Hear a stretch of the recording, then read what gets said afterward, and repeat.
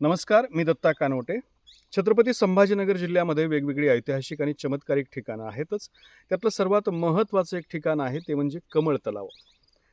छत्रपती संभाजीनगर जिल्ह्यामध्ये भेंडाळा मारुती नावाचं एक ठिकाण आहे. आपण इकडे बघू शकता की हे भेंडाळा मारुतीचं मंदिर आहे आणि हे मंदिर जे आहे ते डोंगराच्या उंच ठिकाणी वसलेलं आहे आणि याच मंदिराच्या जवळ एक असा ऐतिहासिक आणि नैसर्गिक तलाव आहे. हा बनवलेला तलाव नाही, तर नॅचरल नैसर्गिक तलाव आहे.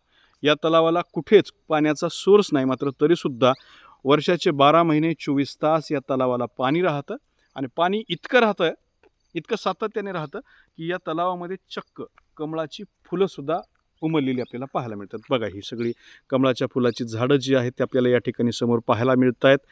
कमळाची मोठी मोठी पानं जी आहेत त्यांचा हा सगळा पसारा वाढलेला सुद्धा या ठिकाणी पाहायला मिळतो आणि विशेष म्हणजे कमळाचे फुलंसुद्धा त्या ठिकाणी आपल्याला आलेले पाहायला मिळतात. आता सायंकाळ आहे, त्यामुळे हे कमळाची फुलं जी आहेत ते उमललेली नाहीत, मात्र सकाळी ही खूप चांगल्या पद्धतीनं ही जी फुलं आहेत तर ती उमललेली असतात. यातलं एक आणखीन एक वैशिष्ट्य आपल्याला दाखवतो की इथं 2 प्रकारचे दुर्मिळ स्वरूपाची कमळाची फुलं आहेत. त्यातलं पहिलं म्हणजे हे एक पांढऱ्या कमळाचं फूल आहे. हे जर आपण अलीकडं बघितलं तर समोर जे दिसतंय आपल्याला तर ते पांढरं कमळाचं फूल आहे आणि बरोबर त्याच्या थोडंसं जर आपण पुढं बघितलं तर ते लाल कमळाचं फूलसुद्धा आपल्याला या ठिकाणी हे पाहायला मिळतंय.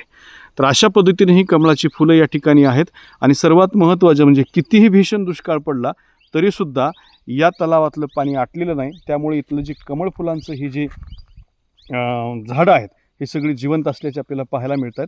अत्यंत दुर्मिळ नैसर्गिक स्वरूपाची ही कमळाची फुलं आहेत जे या ठिकाणी तळ्यामध्ये वापलेली पाहायला मिळत आहेत.